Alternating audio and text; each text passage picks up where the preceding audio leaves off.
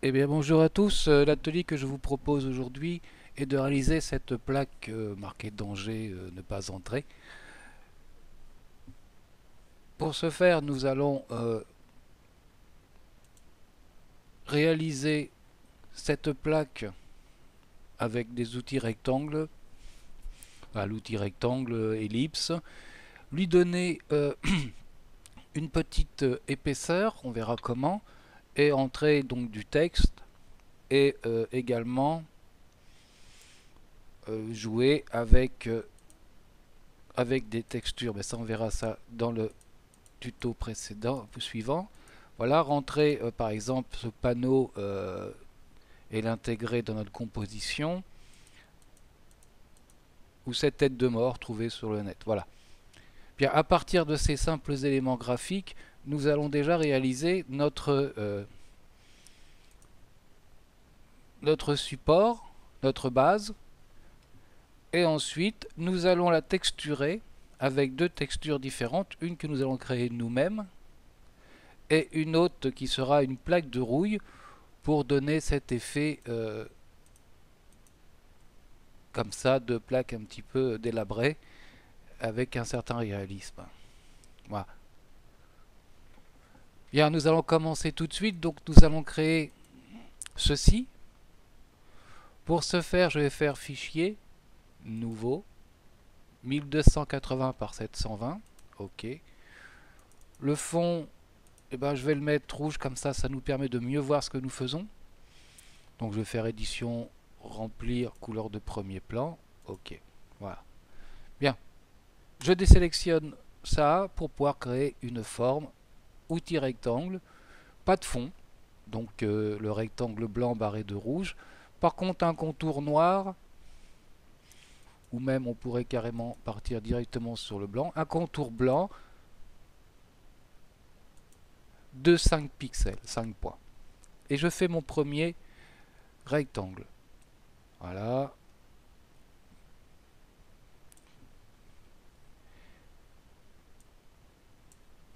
Je vais maintenant pixeliser tout de suite d'ailleurs, comme ça ce sera fait le calque. Désélectionner tous mes calques et pour pouvoir mettre l'ellipse sur un autre calque, donc là je vais prendre l'outil ellipse, appuyer sur la touche majuscule et créer une ellipse à peu près voilà comme ceci, toujours avec le même principe, pas de fond et 5 points de contour en blanc. Bien, je vais placer mon ellipse. Pour bien la régler, déjà je vais agrandir avec l'outil navigation et je vais prendre édition, transformation manuelle du tracé, ce qui va me permettre d'avoir les poignées ici et de pouvoir placer correctement mon ellipse. Donc là, pour avoir plus de précision, je vais me servir du clavier avec les 4 flèches de direction qu'on trouve sur le clavier. Je suis un petit peu trop à droite, tac. Je vais pouvoir comme ça me placer bien correctement. Je suis peut-être, voilà, ici c'est pas mal et je valide. Ce que je vais faire, c'est que cette ellipse, je vais la dupliquer et pour l'instant, je vais conserver la copie de côté. Ça me servira à faire ce qui sera mes vis plus tard. Bien. Mon outil ellipse, je vais le pixeliser pour pouvoir effacer les parties qui ne m'intéressent pas. Donc je vais prendre l'outil sélection rectangulaire, venir là mourir sur le trait du rectangle et je vais faire supprime. Je vais faire la même chose de l'autre côté, supprime. Bien. Je prends maintenant le côté du rectangle, enfin le calque du rectangle, et je vais supprimer, voilà, proprement. Donc je peux toujours venir sur sélection, transformer la sélection et pouvoir m'appliquer ainsi pour enlever cette partie-là. Je valide et supprime. Sélection, désélectionner. Voilà, mon arrondi est fait. Je vais dupliquer cette ellipse. Hop, j'envoie ça en bas. Tac, c'est fait. Je la déplace. Je lui fais faire une rotation transformation manuelle à 90 degrés. Voilà, il me suffit de taper 90 là sur le symbole de l'angle. Ok. Je valide. Édition transformation manuelle pour avoir bien mes poignées. Que je vais pouvoir ainsi placer comme ça. Là, je suis pas mal, bien centré. Je valide. Et sur mon outil rectangle, je vais supprimer la partie qui ne m'intéresse pas. Voilà. Supprime. Sélection, désélectionner. Je vois que j'en ai un petit bout qui traîne. Hop, j'agrandis avec l'outil navigation. Et je vais venir le chercher. Parfait. Bien, je vais faire la même chose sur les deux autres angles. Donc on se retrouve une fois que c'est terminé. Bien voilà, mes angles sont faits. Donc je vais aller rechercher mon outil ellipse.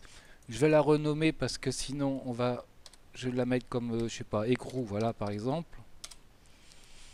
Et je vais la ramener en haut. Voilà. Et je vais la déplacer un tout petit peu. Voilà, pour avoir ce genre de choses. Et pareil, dupliquer, déplacer, replacer. Donc là, il n'y a pas de mystère, ça va relativement vite.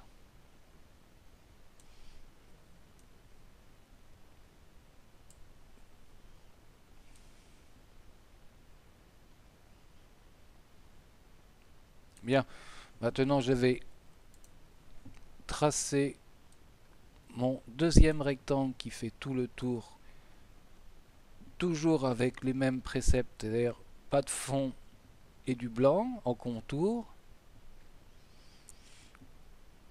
Voilà, on peut peut-être remonter un peu ici, on ne devrait pas être trop mal. Voilà. Peut-être édition transformation manuelle du tracé.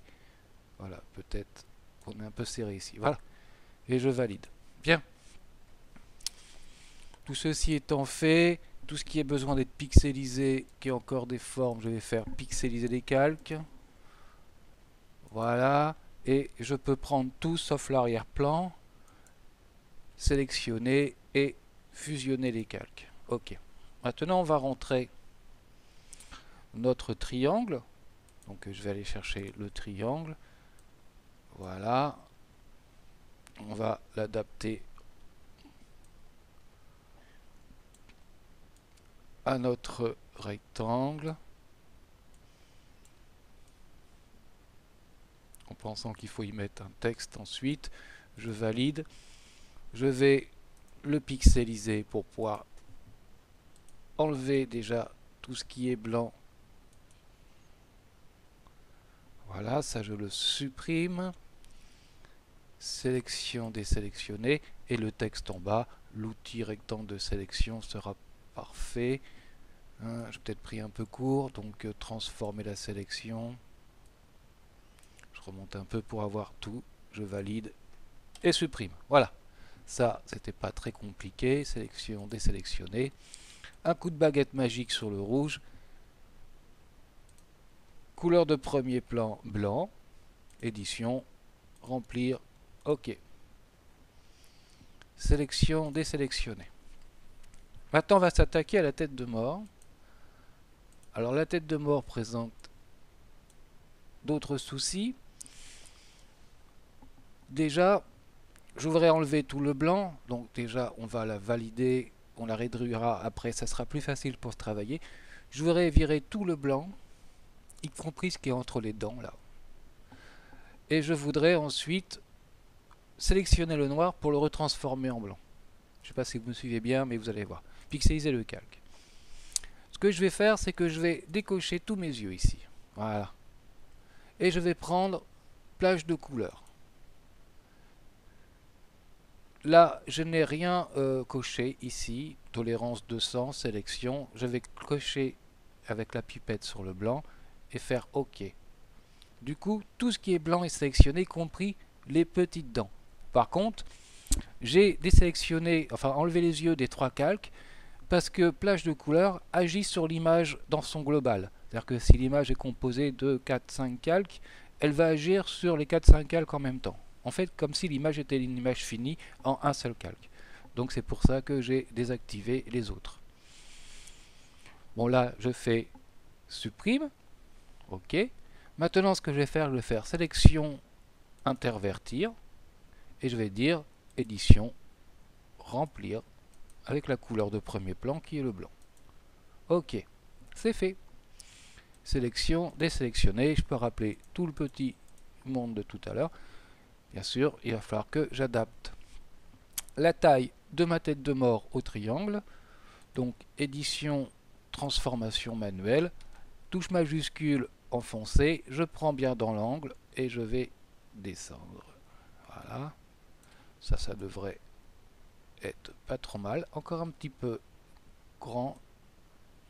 Voilà, je le centre, je valide, c'est fait. Bon, après, un texte. On va prendre 70 pouces, couleur blanche, on va écrire danger. OK. Et on le place. Ensuite, un autre texte, un peu moins grand, on va prendre 48 et on va mettre do not enter. Voilà. Bien. On va pixeliser le calque, pixeliser les deux calques, d'ailleurs, de texte.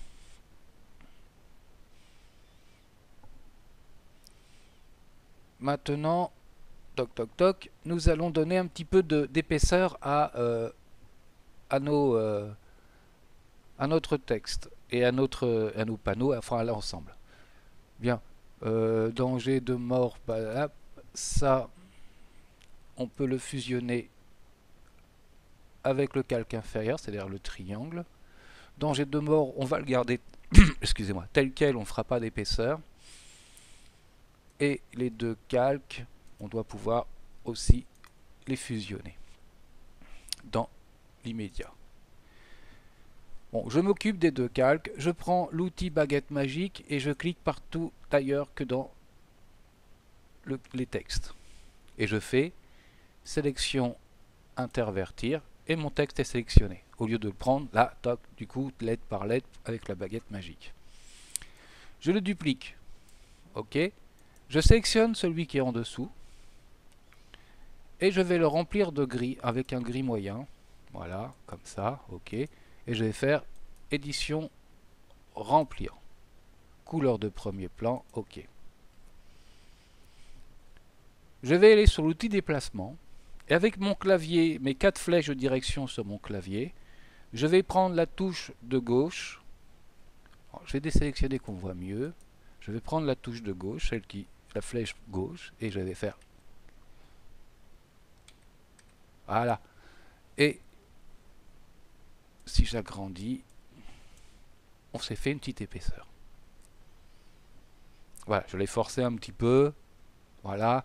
C'est un tout petit peu moins fort, c'est juste de la scie repoussée en fait. Hein. Voilà. Ok, ça c'est fait. Je vais faire la même chose sur le rectangle, c'est-à-dire que je vais le dupliquer. Je vais prendre la baguette magique, cliquer à l'extérieur pour sélectionner. Voilà, ici, ici.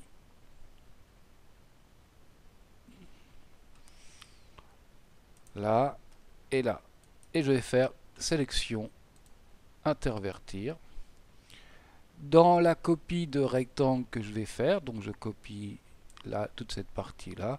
Dans celle du dessous, je vais faire édition, remplir, couleur de premier plan qui est le gris. OK. Je peux désélectionner. Je vais sur l'outil déplacement et toujours avec la flèche gauche. Tac, tac, voilà, j'ai mis de l'épaisseur tout bêtement à ma plaque. Voilà, la première partie de ce tuto se termine. Je vous retrouve tout de suite après pour la mise en forme, en texture de ce panneau que nous allons gravement détruire avec de la rouille et des textures. Je vous dis à tout de suite, salut!